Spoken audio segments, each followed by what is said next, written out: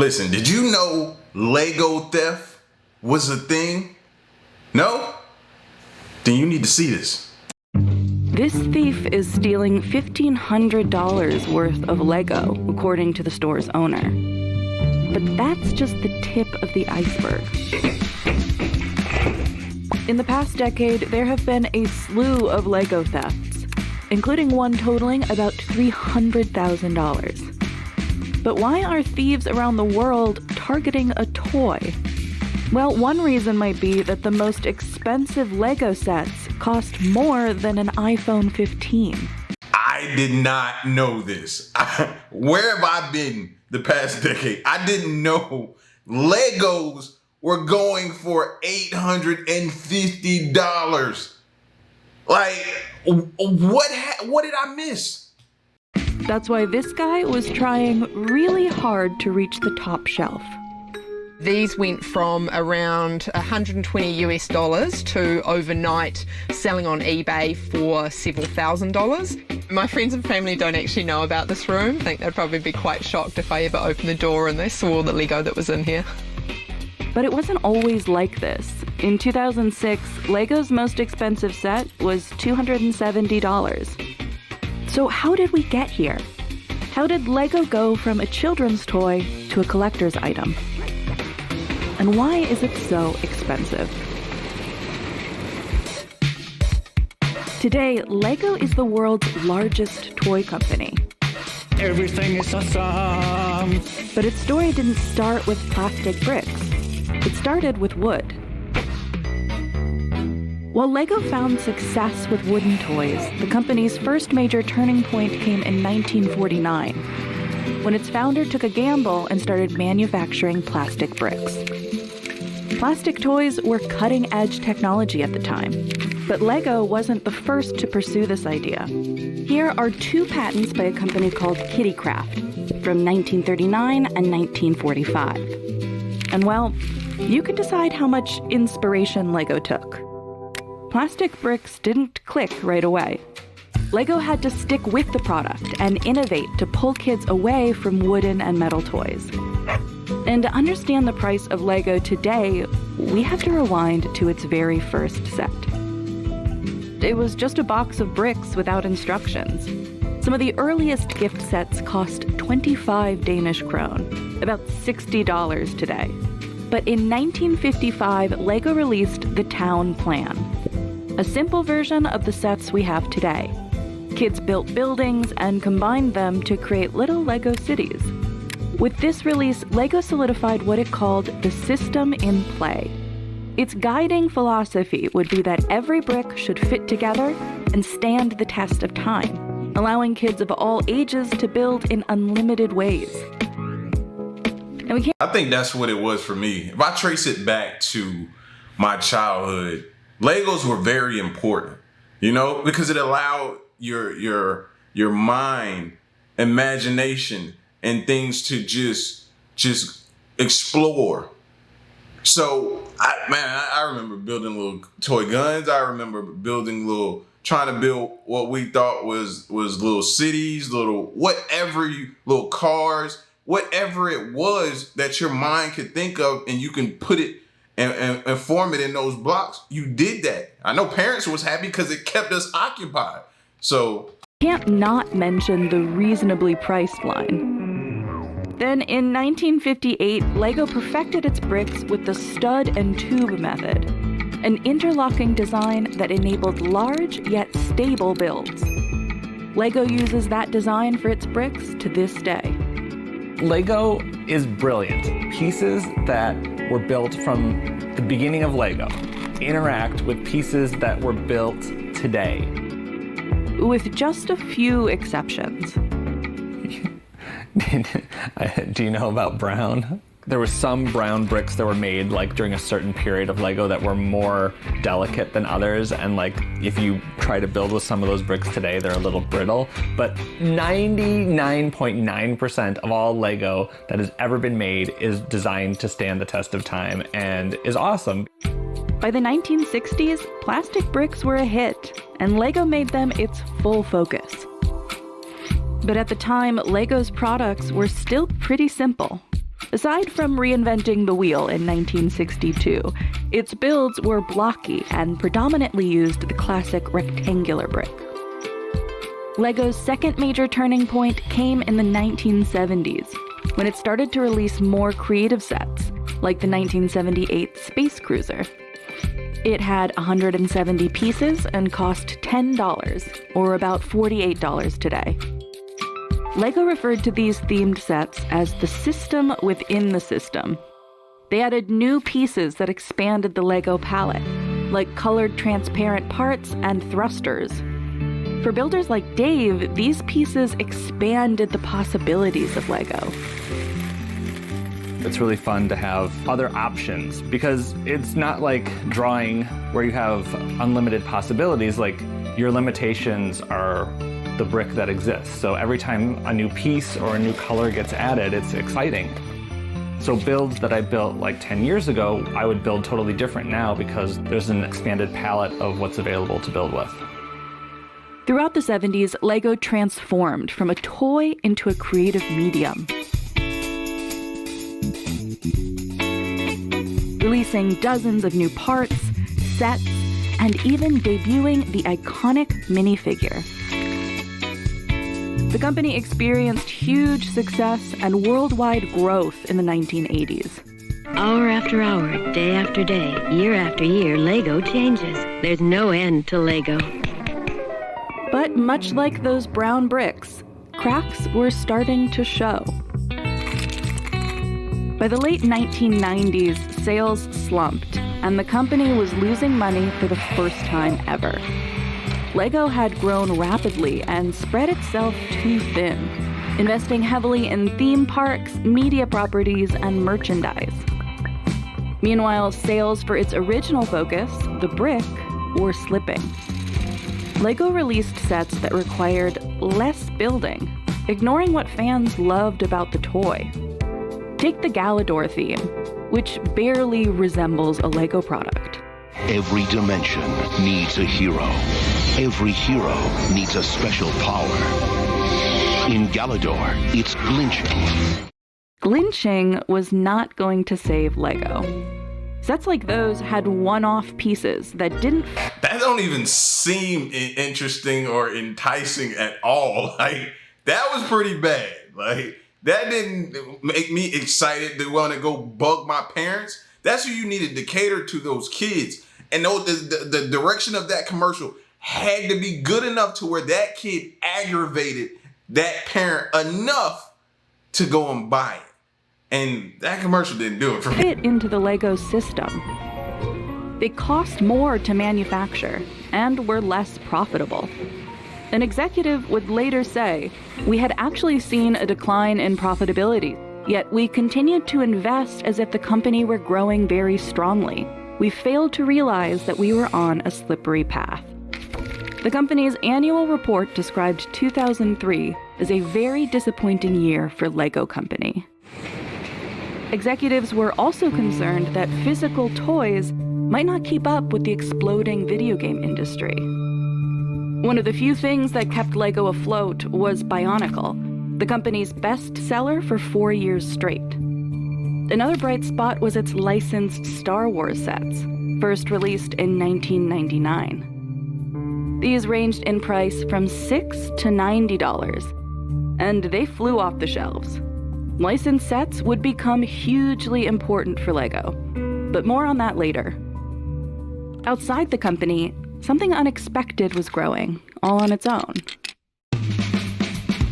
It turned out that kids weren't the only ones who thought LEGO was fun. Even in college, I was like, my friends were like going out to the bars, and I was like, well, but I could buy some more LEGO with that money. Dave is what some people refer to as an AFOL.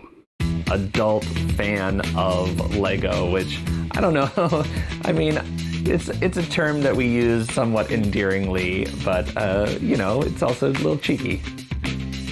His skill and passion for LEGO earned him a spot on the TV series LEGO Master. I was just about to say, while everybody probably picked at him and called him names and thought he was weird. And even back then, if I was over there, I probably would have did the same, thought he was weird. But I guarantee it done paid off for him. Look at him starring on this. And you know he's probably got more people. He's probably grown a community of people that have all come together. And I guarantee he's probably made somewhat of a career out of this now, while the people that were calling him weird are nowhere near close to doing what he's doing. You know what I mean? But it still is crazy to me. They have a name for it. Adult, what was it? A foal, adult, whatever, Lego. That's crazy. Which millions of viewers watch weekly for its competitions between adults. I'm like a super fan. I watch like the international versions too. I love it. But the hobby looked a lot different when Dave first started building. Before the 2000s, even Lego's most complex sets had young age recommendations, like 9 and up or 11 to 16. But that didn't deter creative people like Dave from getting into the hobby. This is like 40 years of collecting Lego. It's almost embarrassing to think about how much the dollar value is of this Lego. If I buy a set, I'm taking that apart. I'm building it once to like learn the techniques, but then I'm taking that set apart and integrating that into this collection so that I can use the pieces for my own ideas. By the 1990s, there was a growing group of passionate fans like Dave, who had either played with Lego as a kid or discovered it in adulthood as a creative outlet. Adult fans of Lego. There you go. That was bothering me that I couldn't remember what the acronym was. Adult fan of Lego, a foal. Yeah, that was bothering. Now, I wouldn't be surprised if he didn't meet his wife here or something like that. That's usually how it goes. And they were spending a lot on Lego. For enthusiasts, having a room or an entire basement dedicated to Lego is a common practice. Everybody has a different system that works for them. It's in here somewhere, you just have to find it. The system's always changing. One of my favorite containers right here. I sold those 3 goats recently. Got croissants and bottles and eggs, chicken legs. So this is a whole container that just has minifigure hair. Maybe this is a little morbid, but you could have a whole container of just minifigure heads. It's definitely more than 100,000 bricks in this room. It's probably somewhere between 100,000 and 500,000 just individual Lego elements in this room, but like some of them are really small. I mean, there's probably 10,000 pieces right here. Dave estimates his collection is worth about $50,000. There's lots of ways to have a collection to build up. You know, it might be a collection of vacations that you've taken over time, and this is a collection of memories and builds and pieces from many, many, many years of doing this. I love it because it's a way to tell stories. I can talk about or think about like things that have been happening in my life or things that are happening in the world or tell imaginary stories. I was like, you know, younger, building by myself in my apartment. It's a very solitary thing, building Lego. You're usually by yourself or maybe with a sibling or a family member. It really can be for anybody because there's so many different ways to be with Lego. In the 1990s, the passion of builders like Dave was quietly growing, waiting for a spark that would forever change the hobby. A person like him has got to live like a stress-free life.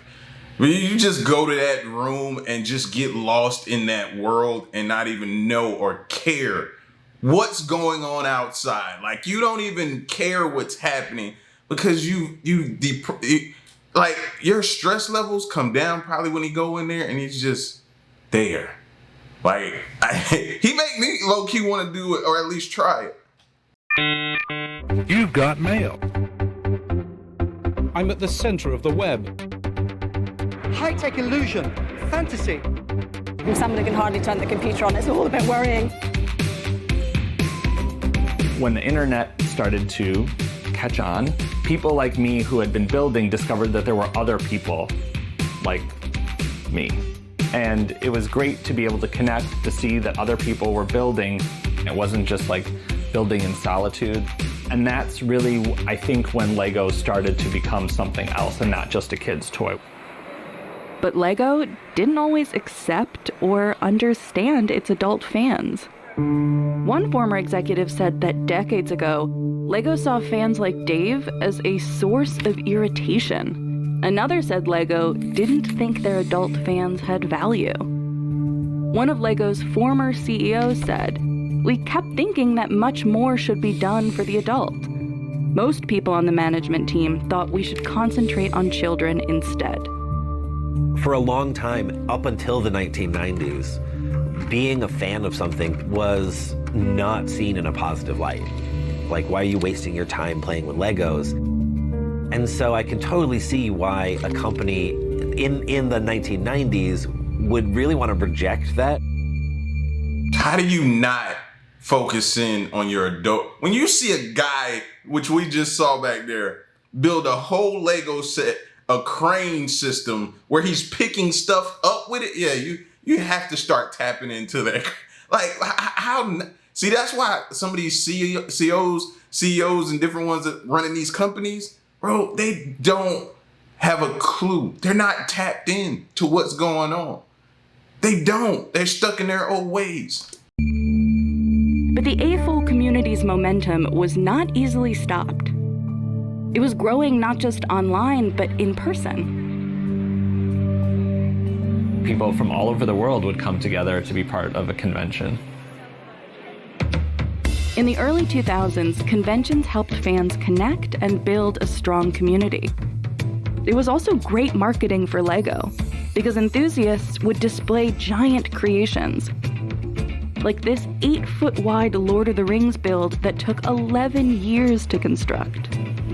I don't know how much it cost. It was definitely in the thousands. Like, for me now, I'm done buying Lego. I feel like I have enough here. I've been playing with it since I was a kid. I got my first set when I was 4 or 5. Good portion of the apartment is filled with Lego. When we buy a house, we'll very quickly have a Lego basement. We often find the most powerful fandoms and the longest lasting fandoms come from the community. They tend to be grassroots or ground up kind of fandoms. That sort of creative transformation coheres the fan community, I think, stronger than if a media corporation or a toy company says, here's the way I want you to be a fan. But remember this set? I bought 2, I sold 1, and I think I'll hold this one for a while and see where I get to. One huge aspect of the hobby driven by the community is the resale market. Lego retires its sets every few years. After that, if you want to buy it or need a specific piece, your only option is to buy secondhand. Because of this artificial scarcity, some sets skyrocket in value, and savvy buyers view Lego as an investment. So this is my Lego storage room. I'd say there'd be over 600 to 700 of them stored inside this room. My kids aren't allowed in here.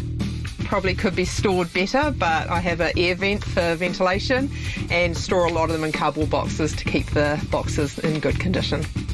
I know the retail value of the sets I've purchased is over $50,000. Secondary market value, I would suspect it's a lot more than that. Some of the sets alone are worth 3 to 4 times what the retail price was. I keep this nicely locked away. It is not a set to play with. Justine says she collects Lego not with the intention of reselling, but because she wants to build each one. Just have to get it out. It's a big one. However, knowing many sets increase in value gives her some pause in cracking open the box. So I don't really have a strategy or approach to buying Lego. I buy what I like. Unfortunately, I like a lot. On occasion, I have bought a set twice because I've forgotten that I purchased it. There is one minifigure alone within that set, Harley Quinn, that is worth $400, and the set itself is worth $1,200. So I'd love to build it, but at the same time, it's really hard to say I'll go, spend $400 overnight while building that set and reducing its value.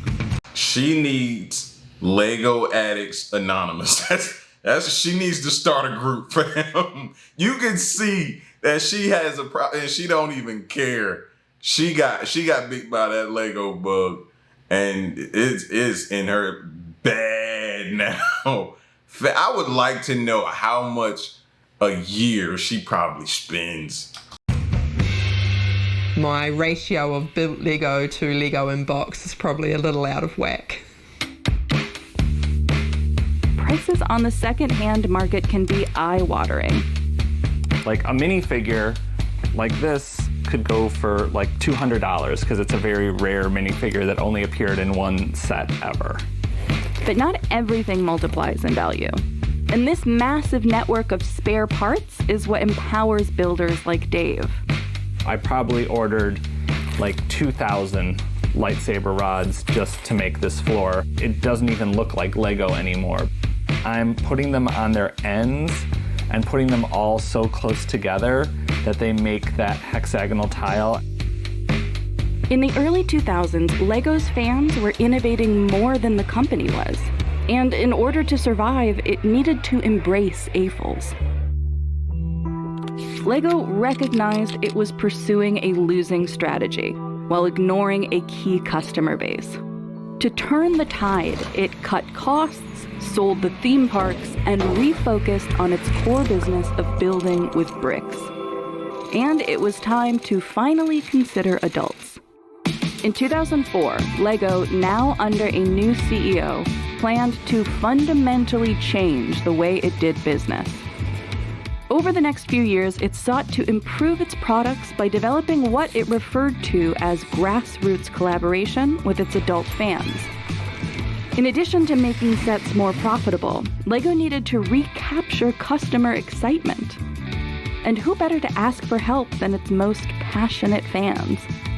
In its 2006 annual report, Lego said it obtains inspiration from the many independent homepages and clubs for Lego enthusiasts all over the world. In 2007, Lego released a $500 Millennium Falcon with over 5,000 pieces, recommended for ages 16 and up. This marked a jump in set complexity, price, and target demographic. To put this change into perspective, the 1999 Star Wars pod race set cost $90, had 896 pieces, and listed an age range of 8 to 12. They've also hired people like me who were Lego builders to work for them. The things that we kind of pioneered are now being pioneered by the people who work at Lego. So it's much more exciting because the techniques in Lego sets have become more advanced. And you learn more when building a Lego set than when you did when you were a kid and the sets were simpler. When fans are running the thing that they're a fan of, they can expand it in ways that they know other people will enjoy. This is the start of the company's third turning point, getting kids and adults excited about Lego. To achieve this, Lego released bigger, more interesting sets and expanded its licensed products. Brand tie-ins in Lego sets work phenomenally to get people interested in purchasing the set. People that are fans of that particular brand might purchase the Lego set that wouldn't normally buy Legos. This strategy coincided with an explosion of pop culture fandoms and a growth of what's referred to as the kidult industry. Kidult industries are industries that produce products that we would associate with children, but aimed at an adult market. And it's become a huge area of business. Lego released its first 18-plus set in 2020. And since then, the company has released dozens of products each year, clearly targeting adults. Some of these sets, like the Star Wars AT-AT, are complex, with thousands of pieces and a price tag to match. Others feature themes like dried flowers that try to appeal to older builders. These sets are also perfect to display once you've built them. I display my... Not the Thanos, like, come on, man. Like, that's brilliant. But you see what it took, right? Like I said, they needed to get rid of the CEO. They did. He came in, brought in people from that group, and it took off. Now look at the stuff you're seeing them build and put out and release. Smart, bro. Companies do this every day. Now, how can I go to one of these events? I need to look up where they have these events and how do I attend? Because I definitely want to go to one, fam. They look like they have a lot of fun with this type of stuff. I'm into that. And I would love to take kids to that. My kids, their friends, show them something different and something that could, you know what I mean, expand their creativity. Something different. Doctor Who Legos, because I want people to know that that's an important part about who I am. And I'm proud of that. Previously nerdy things and hobbies and fandoms are absolutely a part of mainstream popular culture today. Now, LEGO's website even says adults welcome. This strategy allows LEGO to cater to a customer base and a price point it couldn't reach if it only focused on kids. I personally don't set myself a budget for LEGO because if I did, I'd just blow it. LEGO also acquired Bricklink, the largest LEGO resale marketplace, in 2019. At the time, LEGO's CEO said, "Our adult fans are extremely important to us. We have worked closely with the community for many years and look forward to deepening our collaboration." We've seen just how much money that sort of thing makes. That gives it seriousness. But I think also because we've just kind of normalized weirdness in a way that makes me really happy. I really never cared what the age was on the Lego set because I was like, I want the pieces. I just want the pieces to build. But it's good messaging, I think, from Lego to say, like, this isn't just a kid's toy. This is for adults too. And for me, it didn't matter, but I think for a lot of people, it is welcoming.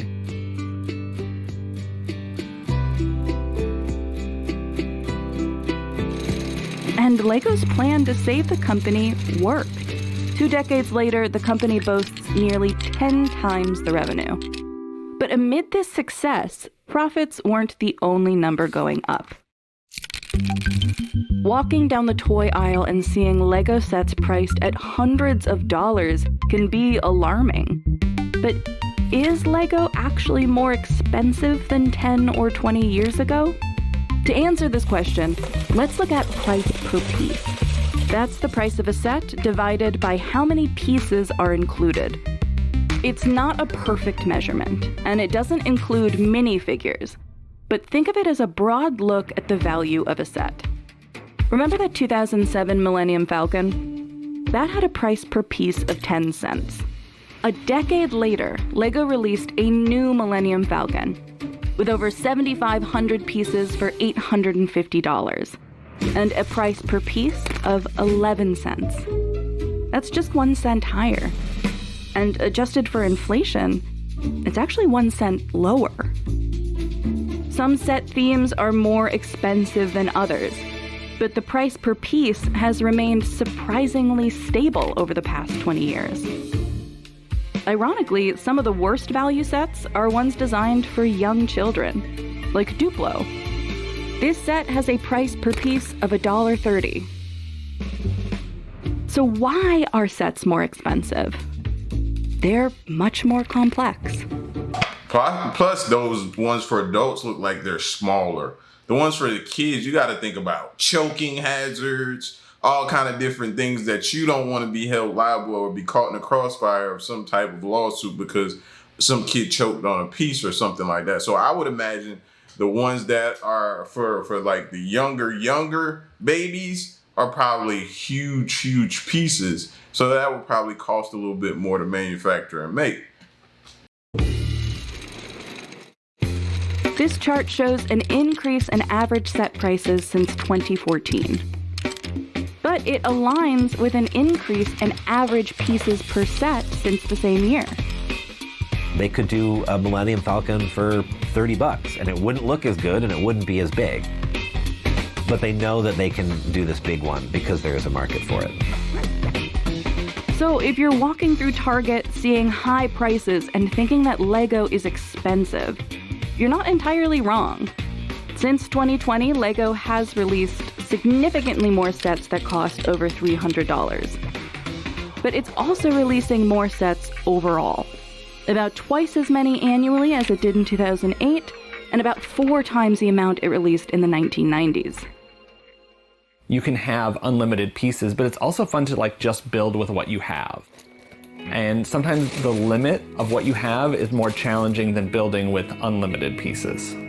Once in a while, I'll be working on something and be like, well, is it worth it for me to go buy more of this, or can I find another solution for it with what I have so that I don't have to buy more of something? That's really what Lego is about, is creative problem solving, is like, can I solve it this way? Is there another way to solve it? Or is there a third way that I haven't even thought about yet?